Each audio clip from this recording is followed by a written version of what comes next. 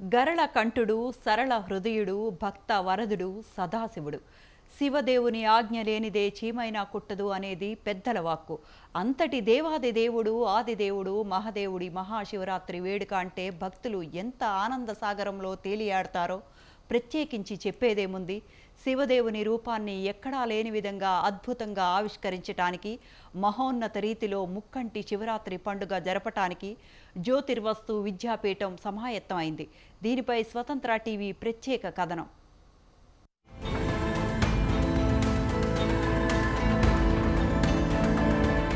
శంభురీశః పశుపతి శివశూలీ మహేశ్వరః. ఇది అమరకోశ వైభవం. నమస్తే అస్తు భగవాన్ విశ్వేశ్వరాయ మహాదేవాయ త్రయంబకాయ త్రిపురాంతకాయ త్రికాగ్నికాలాయ కాలాగ్ని రుద్రాయ నీలకంఠాయ మృత్యుంజయాయ సర్వేశ్వరాయ సదాశివ శ్రీమన్మహాదేవాయ నమః. ఇది నమక చమక పారాయణం. ఇలా విశేష పూజలు, అభిషేకాలు, బిల్వార్చనలతో విశ్వవ్యాప్తంగా శివాలయాలు మహాశివరాత్రి మహోత్సవాలకు సిద్ధమయ్యాయి.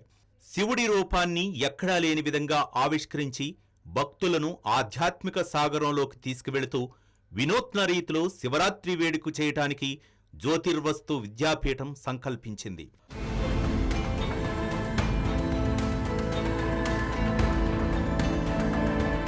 సంగారెడ్డి జిల్లా కేంద్రానికి అతి సమీపంలో ఫసల్వది అనే గ్రామం నెలకొని ఉంది.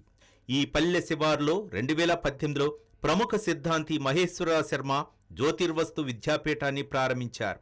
అయితే ఈ ఆధ్యాత్మిక కేంద్రం ధార్మిక పరిరక్షణకు పాటుపడుతూ ఆధ్యాత్మిక వైభవాన్ని నలుదిశలా విస్తరిస్తోంది. మరోవైపు సమాజ సేవలో తరిస్తోంది. ప్రజల్లో భక్తిభావాన్ని పెంపొందించడానికి ఎప్పటికప్పుడు కొత్త కొత్త ఆలోచనలతో ముందుకు వెళుతోంది.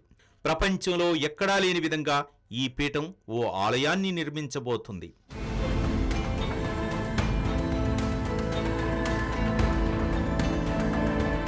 ప్రాచీన ప్రభావాన్ని ఆధునిక స్వభగులు మేళవించి కేవలం ఏకశిలతో డంగు సున్నంతో కైలాస సరోవరాన్ని తలపింపజేస్తూ మేరు పర్వత రూపంలో శ్రీచక్రాకారంలో శివాలయాన్ని నిర్మించబోతోంది. గత 7 ఏళ్లుగా ఈ ఆలయ నిర్మాణం కొనసాగుతోంది. మరో 7 ఏళ్లు ఈ నిర్మాణం సాగేటట్టు కనిపిస్తోంది. శ్రీరామచంద్రుని వనవాసం 14 ఏళ్లు, పాండవుల అరణ్యవాసం 14 ఏళ్లు, ఈ ఆలయ నిర్మాణం 14 ఏళ్లు. అంటే అటు త్రేతాయుగం వైభవం, ఇటు ద్వాపర యుగ ప్రభావం సమ్మిళితమై శివదేవుని శోభాయమాన దేవళం నిర్మితం కాబోతోంది. ప్రపంచంలో ఎక్కడా కానరాని విధంగా జ్యోతిర్మస్తు విద్యాపీఠం ఆధ్వర్యంలో ఈ ఆలయం నిర్మితమవటం తమకు ఎంతో సంతోషంగా ఉందని స్థానికులు, భక్తజనులు ఆనంద పరవశులవుతున్నారు.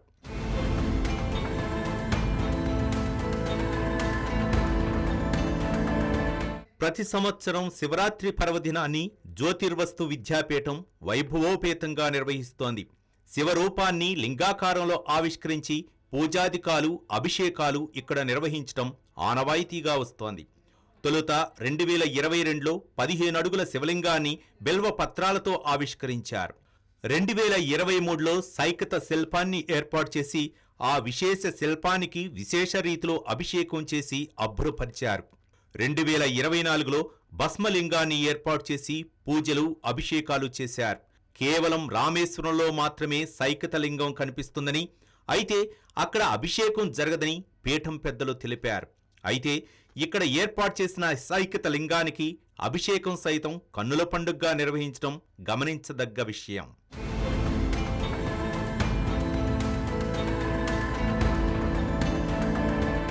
విద్యాపీఠం వ్యవస్థాపకులు మహేశ్వర సిద్ధాంతి ఎప్పట్లాగే ఈ ఏడాది సైతం వినూత్నంగా ఆలోచన చేశారు.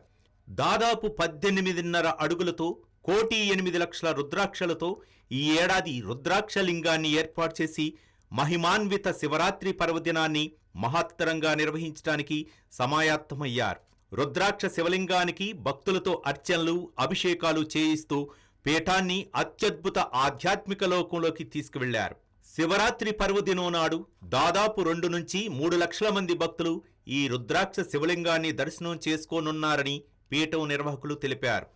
రుద్రాక్ష వృక్షాల దగ్గరికి వెళ్ళి ఒరిజినల్ రుద్రాక్షలు అంటే చెట్టు నుంచి చక్కగా వచ్చినటువంటి 1,08,00,000 రుద్రాక్షల చేత అత్యద్భుతమైనటువంటి యావత్ ప్రపంచములోనే మొట్టమొదటి 18.6 అడుగుల ఎత్తు కలిగినటువంటి రుద్రాక్షలింగాన్ని నిర్మాణం చేసి 23వ తేదీ రోజు సాయంకాలం 6:03 ఆవిష్కృతం చేసింది. ఇక్కడ ఉన్నటువంటి జ్యోతిర్వాస్తు విద్యాపీఠంలో ప్రస్తుతం ఉన్నటువంటి మహాలింగము ప్రపంచములోనే అరుదైన రుద్రాక్షలింగం.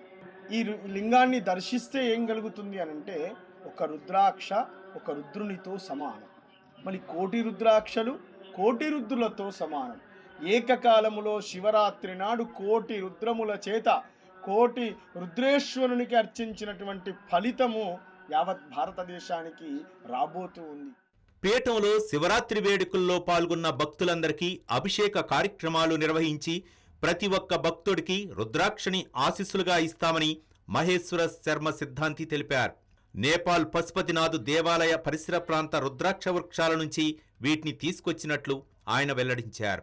ఈ పీఠానికి వచ్చిన భక్తులకు ఆ రుద్రుడి కరుణా కటాక్షాలు ఎప్పుడూ ఉంటాయని సిద్ధాంతి తెలిపారు. వచ్చినటువంటి ప్రతి భక్తునికి కూడా రుద్రాక్షను ప్రసాదంగా ఇవ్వడం జరుగుతూ ఉంది. రుద్రాక్షను ప్రసాదంగా పొందడం అనంటే ఈశ్వరుని యొక్క ఐశ్వర్యాన్ని మనం పొందడం అని అర్థం అన్నమాట. అనంతానంతమైనటువంటి ఐశ్వర్యమును మనకు ఈశ్వరుడు ప్రసాదిస్తాడు రుద్రాక్ష ద్వారా. కాబట్టి రుద్రాక్షలన్నింటినీ కూడా వితరణ చేయడం కూడా జరుగుతూ ఉంది. ఈ అరుదైన అవకాశంలో భక్త కూటంతా కూడా పాల్గొని తరించవలసిందిగా ఆహ్వానిస్తూ ఆశీర్వదిస్తూ. జన్మానికల్లా శివరాత్రి అని పెద్దలు అంటూ ఉంటారు. ఈ పీఠం మహోన్నత రీతిలో చేపడుతున్న మహాశివరాత్రి వేడుకలు, శ్రీచక్ర ఆకార శివాలయ నిర్మాణం అన్నీ చూస్తుంటే ఈ శివరాత్రి నిజంగానే జన్మానికల్లా శివరాత్రి అనే వాక్కు సార్థం అయినట్లు కనిపిస్తోందని భక్తులు ఉప్పొంగిపోతున్నారు.